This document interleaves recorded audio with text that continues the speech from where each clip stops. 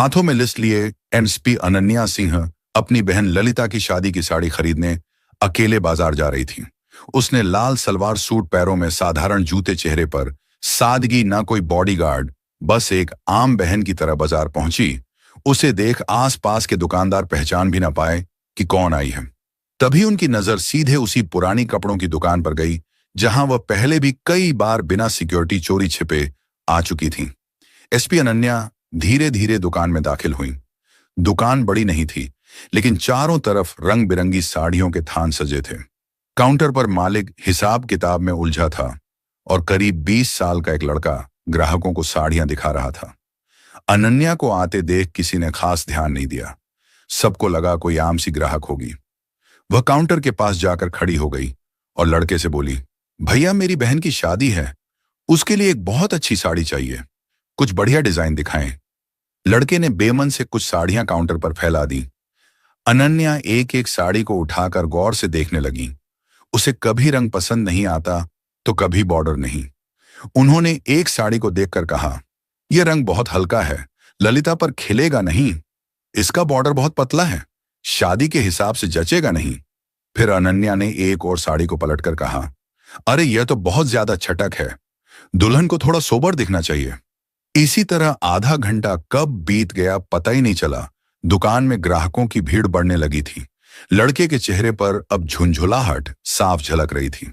उधर रामलाल भी अपनी मोटी ऐनक के पीछे से बार बार अनन्या को घूर रहा था।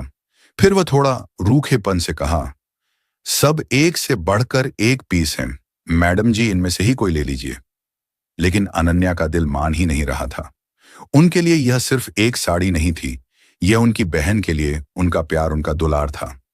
उन्होंने शांत स्वर में जवाब दिया, मुझे कोई जल्दी नहीं है भाई साहब, मेरी बहन की शादी का मामला है, सबसे अच्छा ही चाहिए। तो रामलाल ने धीरे से लड़के को इशारा किया। लड़का बड़बड़ाता हुआ तहखाने की ओर गया और कुछ ही देर में नए बंडल उठाकर ले आया और काउंटर पर रख दिया। अब काउंटर साड़ियों से भर चुका था। अनन्या एक एक साड़ी खुलवाकर देख रही थी और रामलाल का पारा चढ़ता जा रहा था। लड़का धीरे से अपने मालिक के कान में फुसफुसाया, आधे घंटे से दिमाग खराब कर रखा है, एक साड़ी तो पसंद आ नहीं रही। अनन्या ने उसकी बात सुन ली। एक पल को उन्हें बुरा लगा। वह चाहे तो 1 मिनट में इस दुकान पर ताला लगवा सकती थी, लेकिन आज वह अपनी पावर का इस्तेमाल नहीं करना चाहती थी। उन्होंने लड़के की बात को अनसुना कर दिया और फिर लगभग 1 घंटे की माथापेची के बाद उनकी नजर उस पर पड़ी, एक गहरे मरून रंग की साड़ी जिस पर सोने के धागों से चौड़ा बॉर्डर बना था और पूरी साड़ी पर महीन कढ़ाई का काम था। वह साड़ी जैसे ललिता के लिए ही बनी थी। अनन्या के चेहरे पर आखिरकार एक संतुष्टि की मुस्कान आ गई और उन्होंने साड़ी हाथ में लेते हुए कहा, हाँ बस यही चाहिए, इसे पैक कर दो। रामलाल ने राहत की सांस ली, जैसे कोई बड़ी मुसीबत टल गई हो। लड़के ने जल्दी जल्दी साड़ी को तय करके एक चमकीले पैकेट में डाल दिया। अनन्या ने पर्स से पैसे निकाल कर दिए और पैकेट हाथ में ले लिया। उसके मन में एक खुशी थी, एक सुकून था कि उन्होंने अपनी बहन के लिए सबसे अच्छी चीज चुन ली है। वह दुकान से बाहर निकलने के लिए मुड़ी ही थी कि उनकी नजर पैकेट के एक कोने से झांकते एक धागे पर पड़ी। जो कुछ गड़बड़ थी। वह रुकी, पैकेट को खोला और साड़ी को दोबारा बाहर निकाला। उनके दिल की धड़कन बढ़ गई। साड़ी के बॉर्डर पर एक जगह से धागा टूटा हुआ था और उजड़ कर लटक रहा था। उन्होंने हल्के से उसे खींचा तो कढ़ाई की पूरी सिलाई खुलने लगी। यह एक डिफेक्टिव पीस था। अनन्या का चेहरा उतर गया। वह वापस काउंटर पर गई। उन्होंने रामलाल को दिखाते हुए कहा, भैया ये देखिए, इसमें तो धागा टूटा हुआ है, ये तो पूरी उधड़ जाएगी। रामलाल ने एक नजर साड़ी पर डाली और फिर बड़ी लापरवाही से बोला, अरे मैडम, इतना छोटा मोटा तो चलता है, आप ले जाएं, दर्जी से ठीक करवा लेना, कुछ नहीं होगा। अनन्या का गुस्सा अब बढ़ने लगा था। उनकी आवाज थोड़ी सख्त हो गई। वह रामलाल को बोली, चलता कैसे है, मैं इतने पैसे दे रही हूं, कोई फोकट में तो नहीं ले रही, मुझे ठीक साड़ी चाहिए। अब रामलाल भी भड़क गया और कड़क आवाज में बोला, देखिए मैडम, अब बार बार तो नहीं बदल सकते, आपने खुद देखकर पसंद की है, अब इसमें हमारी क्या गलती। काउंटर के पीछे खड़ा लड़का भी हंसते हुए बोला, अरे मैडम, आपने तो सब कुछ जांच परख कर ही लिया था ना, अब नाटक क्यों कर रही हो। यह सुनते ही अनन्या के आत्मसम्मान को ठेस लग गई। वह एक अफसर थी, लेकिन उससे पहले एक ग्राहक थी और एक ग्राहक के साथ ऐसा बर्ताव उन्हें बर्दाश्त नहीं था। उन्होंने दृढ़ता से कहा, सही साड़ी दो वरना मेरे पैसे वापस करो। रामलाल ने आंखें तरेर लीं और बोला, पैसे वैसे वापस नहीं होंगे, ज्यादा ड्रामा मत करो यहां पर। अब तक दुकान में खड़े बाकी ग्राहक भी तमाशा देखने लगे थे। कानाफूसी शुरू हो गई थी। दुकान के अंदर का माहौल गर्म हो चुका था। अनन्या ने आवाज ऊंची करके बोला, दुकानदारी ऐसे नहीं चलती है, मैंने पूरा पैसा दिया है, या तो सही कपड़े दो या पैसे वापस करो। रामलाल ने चिल्लाते हुए बोला, क्यों बहुत बड़ी अफसर समझती हो? क्या खुद को तुम्हारे जैसे लोग रोज आते हैं? चलो भागो यहां से। यह सुनते ही अनन्या ने गुस्से में साड़ी का पैकेट काउंटर पर पटक दिया। भीड़ अब और बढ़ गई थी। लड़के ने पीछे से एक और तीर छोड़ा। अब शुरू हो गया इनका ड्रामा। अनन्या ने उसे घूर कर देखा। उनकी आंखों में वह सख्ती थी जो बड़े बड़े अपराधियों को भी चुप करा देती थी, लेकिन यहां कोई उन्हें पहचानने वाला नहीं था। रामलाल ने गुस्से में अपनी जेब से मोबाइल निकाला और चिल्लाते हुए बोला, ज्यादा हंगामा मत करो वरना मैं अभी पुलिस को फोन करता हूं। वह बताएगी तुम्हें कि धौंस कैसे जमाते हैं। अनन्या के चेहरे पर एक व्यंग्यात्मक मुस्कान आई। हाँ कर लो, बुला लो पुलिस को, हम भी तो देखें तुम्हारी पुलिस क्या करती है। रामलाल को लगा कि वह डर नहीं रही है। उसने तुरंत थाने का नंबर मिलाया और स्पीकर पर डाल दिया। हेलो थानेदार साहब, गुप्ता साड़ी भंडार से बोल रहा हूं। यहां एक औरत बिना वजह झगड़ा कर रही है, दुकान में हंगामा मचा रखा है, जल्दी किसी को भेजिए। फोन करते ही भीड़ में फुसफुसाहट और तेज हो गई। अरे इसने तो पुलिस ही बुला ली। अनन्या ने कुछ नहीं कहा। उन्होंने पास पड़ी एक पुरानी लोहे की कुर्सी उठाई और दुकान के गेट पर जाकर बैठ गईं। उन्होंने आसमान की तरफ देखा और एक पल के लिए उन्हें ललिता का चेहरा याद आया, उसकी शादी का सपना याद आया। लेकिन अब यह सिर्फ एक साड़ी की बात नहीं थी, यह उनके आत्मसम्मान की लड़ाई बन चुकी थी। वह पीछे नहीं हट सकती थी। वह उस कुर्सी पर शांति से बैठी थी जैसे किसी तूफान के आने का इंतजार कर रही हो। मन में एक भरोसा था। उन्होंने खुद से कहा, कोई बात नहीं, पुलिस आएगी, मुझे पहचान लेगी और यह सारा तमाशा 1 मिनट में खत्म हो जाएगा। आखिर वह इसी जिले की एसपी अनन्या थी। हर थानेदार, हर दरोगा उन्हें पहचानता था। पूरा पुलिस डिपार्टमेंट उन्हें सलाम करता था। लेकिन शायद किस्मत को आज उनकी परीक्षा लेनी थी। 10 मिनट बाद पुलिस की एक पुरानी जीप धूल उड़ाती हुई दुकान के सामने आकर रुकी। जीप से एक दरोगा विक्रम सिंह और 2 सिपाही नीचे उतरे। दरोगा विक्रम सिंह की तोंद बाहर निकली हुई थी और चेहरे पर एक अजीब सी अकड़ थी। भीड़ उन्हें देखकर किनारे हो गई। रामलाल दौड़कर दरोगा विक्रम सिंह के पास गया। उसने अनन्या की तरफ इशारा करते हुए कहा, साहब यही है, वह औरत बिना बात के झगड़ा कर रही है, हमारी दुकान का माहौल खराब कर रही है। दरोगा विक्रम सिंह ने बिना कोई सवाल पूछे अनन्या को ऊपर से नीचे तक घृणा भरी नजरों से देखा। अनन्या अभी भी कुर्सी पर बैठी थी। उनके चेहरे पर थकान थी, लेकिन आंखों में एक उम्मीद भी थी कि अब सब ठीक हो जाएगा। तभी दरोगा विक्रम सिंह ने गरज कर पूछा, कौन हो तुम, क्या तमाशा लगा रखा है? यहां अनन्या ने शांत होकर जवाब दिया, तमीज से बात करो। फिर उन्होंने कहा, मैं अनन्या सिंह हूं। दरोगा विक्रम सिंह अकड़ते हुए बोला, अनन्या सिंह हो तो क्या हुआ, किसी रानी के खानदान से हो क्या? दरोगा विक्रम सिंह ने बीच में ही उनकी बात काट दी। क्या तुम्हें दुकान में हंगामा करने का लाइसेंस मिल गया है क्या? अनन्या ने एक गहरी सांस ली। शायद तुम्हें पता नहीं है कि तुम किससे बात कर रहे हो। दरोगा विक्रम सिंह जोर से हंसा। हाँ पता है, अब सबकी मां बनोगी तुम। ज्यादा अकड़ मत दिखाओ, सीधे थाने चलो, वहां तुम्हारी सारी अकड़ निकालता हूं। एक सिपाही आगे बढ़कर अनन्या का हाथ पकड़ने लगा। अनन्या ने उसे घूर कर देखा तो वह एक पल को झिझक गया। यह देख भीड़ में खड़ी औरतें कानाफूसी करने लगीं और बोली, ये तो अच्छे घर की है, पर है बड़ी झगड़ालू। तभी रामलाल ने दरोगा विक्रम सिंह को कंधे से पकड़कर धीरे से दुकान के अंदर ले गया। काउंटर के पीछे ले जाकर उसने अपनी पैंट की जेब से कुछ नोट निकाले और दरोगा विक्रम सिंह की जेब में खिसका दिए। साहब इसको उठा ले जाएं यहां से, उसने फुसफुसा कर कहा, यह हमारा धंधा खराब कर रही है, जो भी खर्चा पानी होगा मैं देख लूंगा। दरोगा विक्रम सिंह ने नोटों पर एक नजर डाली। उसके होंठों पर एक गिरी हुई मुस्कान आई। रिश्वत की गर्मी ने उसकी अकड़ को और बढ़ा दिया। वह भीड़ की तरफ देखते हुए बाहर निकला। अनन्या अब भी उसी कुर्सी पर बैठी थी। वह सोच रही थी, अब तक तो इसने मुझे पहचान लिया होगा, अब यह नाटक खत्म होगा। पर दरोगा विक्रम सिंह ने सिपाहियों को इशारा किया। इस बार दोनों सिपाहियों ने आगे बढ़कर अनन्या की दोनों बाहें मजबूती से पकड़ लीं। अनन्या चौंक गई। यह क्या बदतमीजी है, मेरी बात तो सुनो।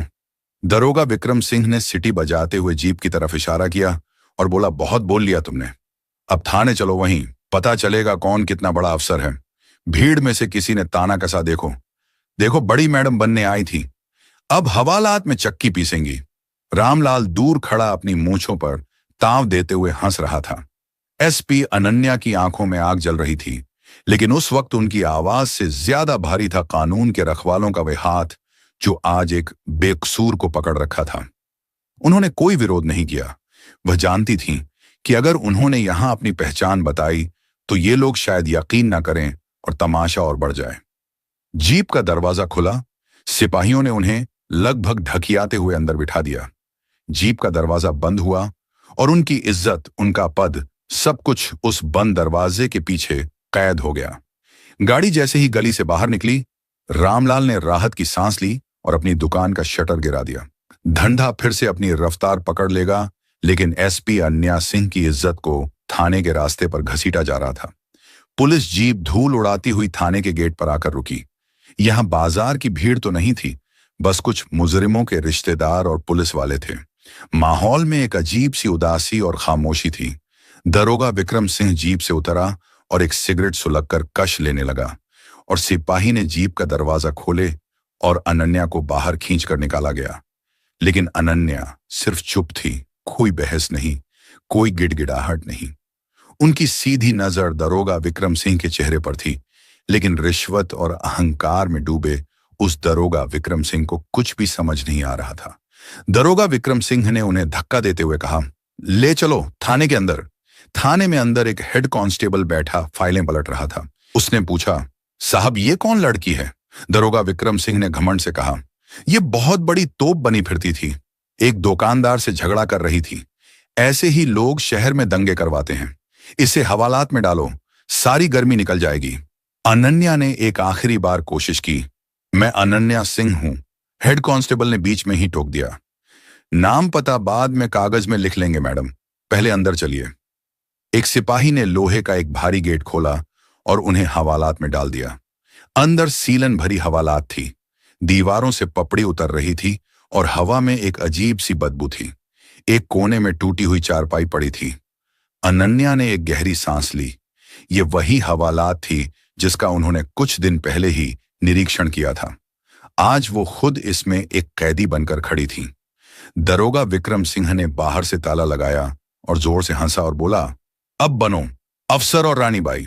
हवालात की दीवारों पर अनन्या के चेहरे की परछाई कांप रही थी और मन ही मन सोच रही थी कि कितने नीचे गिर चुके हैं ये लोग, इनकी किए की सजा जरूर दूंगी। ये कैसा इंसाफ है जो सच और झूठ में फर्क नहीं कर सकता। इतना सोच ही रही थी, तभी उसी थाने में हवालात के बाहर लकड़ी की एक पुरानी कुर्सी पर एक दूसरा दरोगा बैठा था। उसका नाम था राजेंद्र सिंह। उम्र ज्यादा नहीं थी, लेकिन वो अपने काम में बेहद ईमानदार और तेज माना जाता था। वो एक केस की फाइल देख रहा था जब उसकी जीप के आने की, गेट के खटखटाने की और ताला बंद होने की आवाज सुनाई दी। राजेंद्र सिंह ने सिर उठाकर देखा। उसकी नजर हवालात की सलाखों के पीछे गई। अंदर लाल सूट पहने एक औरत चुपचाप जमीन पर बैठी थी, लेकिन उसके चेहरे पर कोई डर या घबराहट नहीं थी। वही शांति, वही तेवर, वही रुतबा जो उसने कई बार जिले की बड़ी बड़ी मीटिंग्स में देखा था। उसने अपनी फाइल बंद की। एक अजीब सी बेचैनी उसे हवालात की तरफ खींच ले गई। उसने पास जाकर हवालात के छोटे से झरोखे से अंदर झांका। एक सेकंड के लिए उसका माथा ठनका। अरे ये तो उसके मुंह से बस इतना ही निकला। उसने पास खड़े एक सिपाही को इशारा किया। ये कौन है, किस केस में लेकर आए हो? सिपाही ने हंसते हुए पूरी कहानी बता दी। साहब एक दुकानदार से झगड़ा कर रही थी, दरोगा विक्रम सिंह साहब पकड़ लाए, कह रहे थे बड़ी अफसर बनती थी। राजेंद्र ने उसकी बात पर ध्यान नहीं दिया। उसकी आंखें सीधे अंदर देख रही थीं। तभी हवालात में बैठी अनन्या ने भी नजर उठाकर उसे देखा। एक पल के लिए दोनों की आंखें मिलीं और अगले ही पल राजेंद्र का खून सूख गया। वह समझ गया कि कितना बड़ा बवंडर आ चुका है। यह कोई आम औरत नहीं है, यह पूरे जिले की एसपी अनन्या सिंह है। वह सिपाही पर दहाड़ा, यह कोई मजाक नहीं है। गेट खोल जल्दी। सिपाही घबरा गया और बोला, पर दरोगा विक्रम सिंह साहब ने मना किया है। राजेंद्र की आवाज पूरे थाने में गूंज गई। मैंने कहा, गेट खोल। ये पूरे जिले की एसपी अनन्या सिंह है। तुम्हारे जैसे 50 दरोगा विक्रम सिंह मिलकर भी इनका बाल बांका नहीं कर सकते। यह सुनते ही सिपाही के हाथ पैर कांपने लगे। उसने कांपते हाथों से चाबी निकाली और ताले में लगाई। ताला खुला, कुंडा हटा। राजेंद्र ने सलाखों के उस पार खड़ी एसपी अनन्या सिंह को पूरी ताकत से सैल्यूट ठोका। उसकी आवाज में शर्मिंदगी और सम्मान दोनों थे। मैडम, माफ कीजिएगा, हमसे बहुत बड़ी गलती हो गई। मैं अभी इस गलती की भरपाई करता हूं। हवालात की वही दीवारें जो कुछ देर पहले अनन्या की पहचान को मिटा रही थीं, अब सच को पूरी इज्जत से बाहर आते हुए देख रही थीं।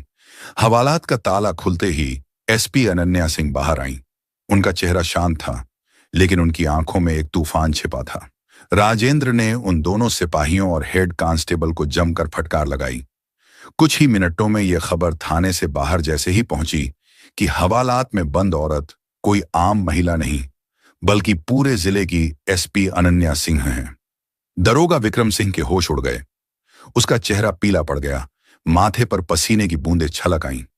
अभी तक वह अपनी बहादुरी और अकड़ दिखा रहा था, लेकिन अब उसकी टांगें कांप रही थीं।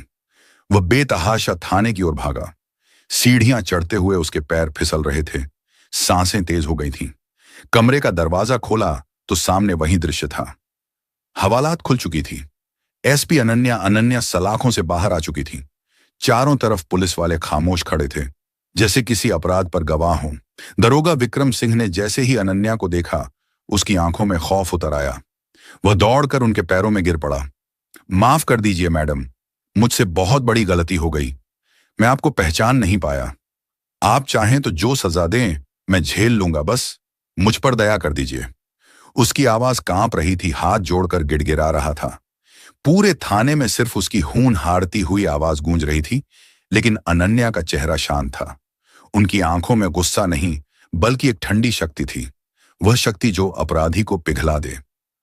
उन्होंने धीरे से कदम पीछे हटाए, उसकी ओर देखा और कड़क आवाज में कहा, तू सोच रहा है कि गिड़गिड़ाने से तेरी गलती माफ हो जाएगी?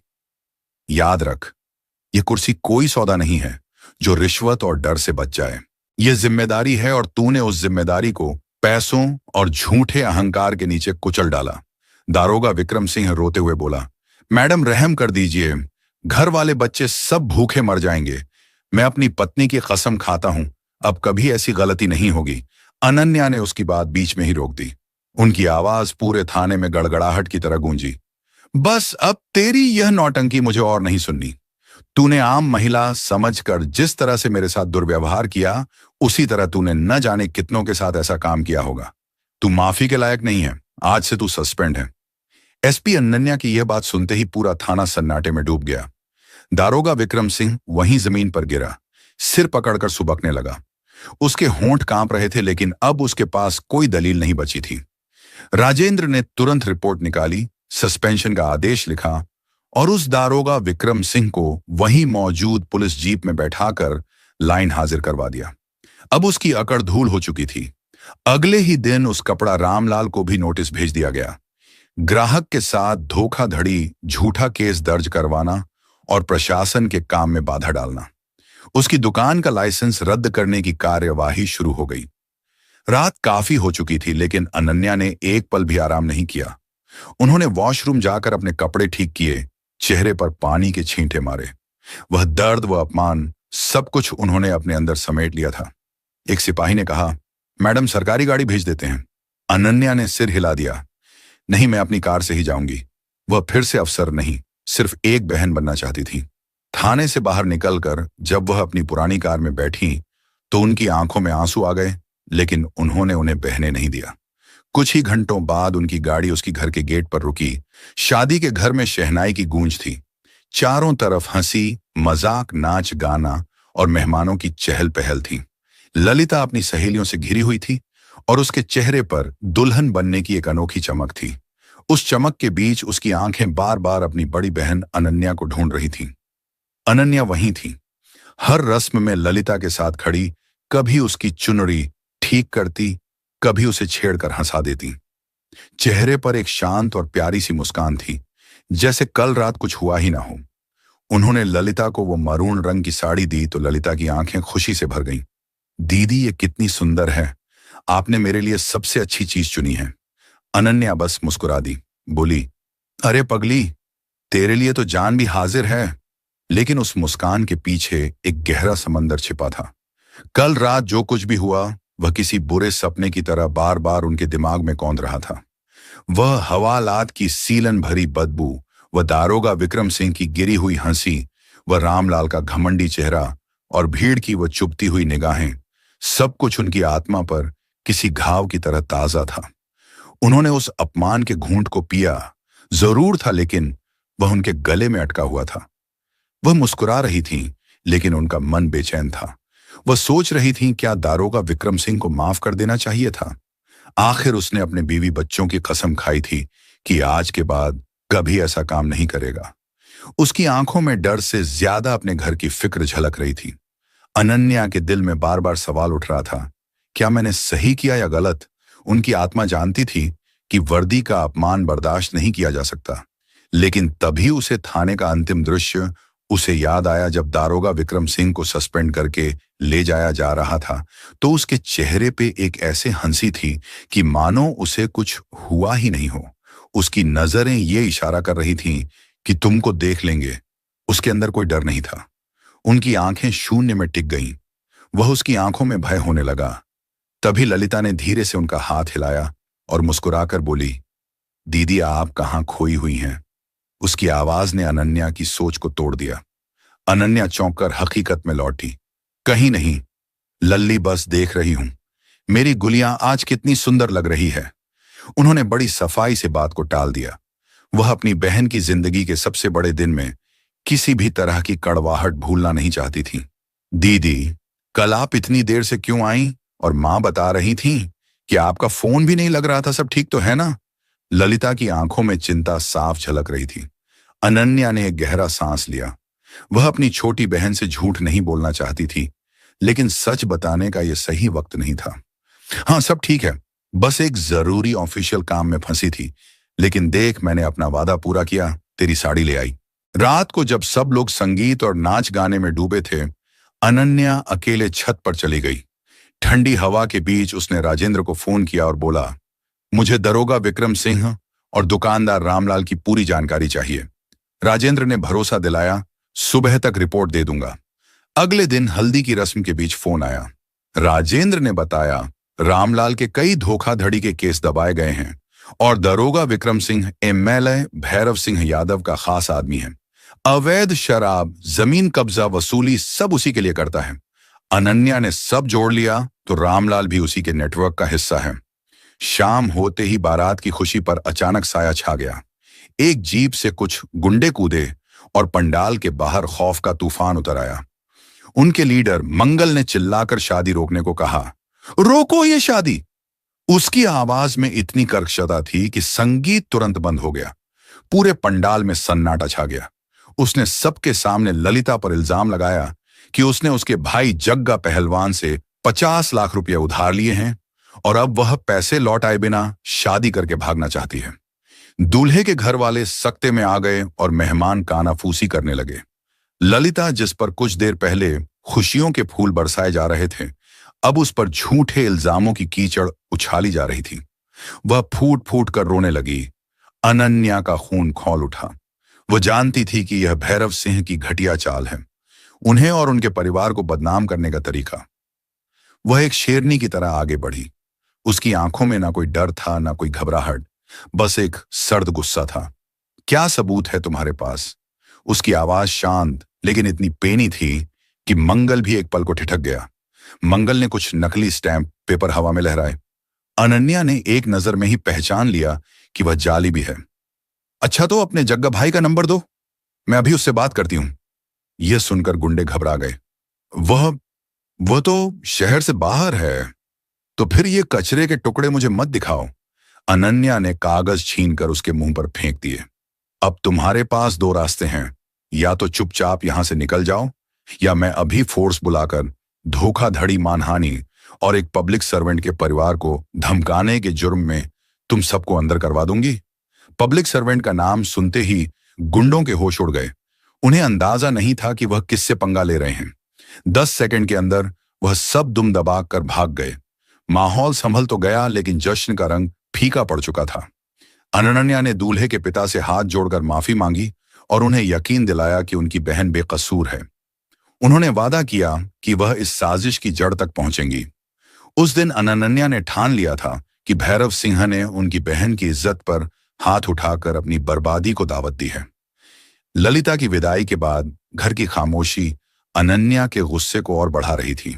अगले ही दिन उन्होंने सबसे पहले रामलाल को गिरफ्तार किया। सरकारी गवाह बनने का दबाव डाला।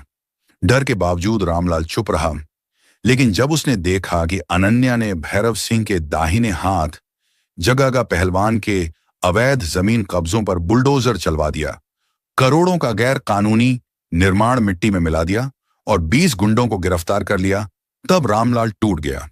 उसने भैरव सिंह के राज खोले, बताया कि एक काली डायरी है जिसमें हर रिश्वत, हर धंधे का पूरा हिसाब लिखा है। वह डायरी उसके फार्म हाउस में छिपी थी। अनन्या ने आधी रात को ऑपरेशन धर्म चलाया। बिना सायरन और रोशनी वाली पुलिस गाड़ियां फार्म हाउस पहुंची। दरवाजे तोड़े गए, गार्ड्स हथियार डालने पर मजबूर हुए। अनन्या सीधे भैरव सिंह के कमरे में पहुंची। नींद से चौंक कर वह चिल्लाया, एसपी अनन्या, तुम्हारी हिम्मत कैसे हुई? अनन्या ने सर्च वारंट उसके चेहरे पर फेंकते हुए कहा, कानून को काम करने के लिए इजाजत की जरूरत नहीं होती। फार्म हाउस की तलाशी में करोड़ों की नकदी और वह काली डायरी बरामद हुई। अनन्या ने डायरी उठाकर ठंडी आवाज में कहा, खेल खत्म। एमएलए साहब। भैरव सिंह उसी रात गिरफ्तार हुआ। अगले दिन मीडिया में डायरी और गवाही के सबूत पहुंचे। अदालत में रामलाल की गवाही और डायरी के पन्नों ने पूरा गिरोह सलाखों के पीछे पहुंचा दिया। शहर ने बरसों बाद चैन की सांस ली। अपराध का साम्राज्य ढह चुका था। शाम को ललिता ने छत पर अनन्या से कहा, दीदी, मुझे आपके लिए डर लगता है। अनन्या मुस्कुराई, उसका हाथ थामा और बोली, मैं अकेली नहीं हूं लल्ली, मेरे साथ कानून है, सच्चाई है और तेरी दुआएं हैं। ये वर्दी सिर्फ कपड़ा नहीं, एक कसम है और मैंने अपनी कसम निभाई है। डूबते सूरज की रोशनी में उनकी वर्दी चमक रही थी। ये वर्दी अब सिर्फ वर्दी नहीं, बल्कि इंसाफ और इज्जत की जीत की पहचान बन चुकी थी। तो दोस्तों, यह कहानी केवल मनोरंजन और शिक्षा के उद्देश्य से बनाई गई है। इसमें दिखाए गए सभी पात्र, घटनाएं और संवाद काल्पनिक हैं।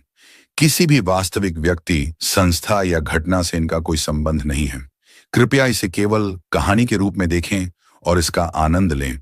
हम किसी की भावनाओं को ठेस पहुंचाना नहीं चाहते हैं। अगर आपको यह कहानी पसंद आई हो तो इसे लाइक करें और ज्यादा से ज्यादा लोगों तक शेयर करें। कमेंट करके बताएं कि आपको सावित्री का कौन सा कदम सबसे अच्छा लगा और हमारे चैनल को सब्सक्राइब करना न भूलें, क्योंकि हम आपके लिए ऐसी ही प्रेरणादायक कहानियां लाते रहेंगे। धन्यवाद।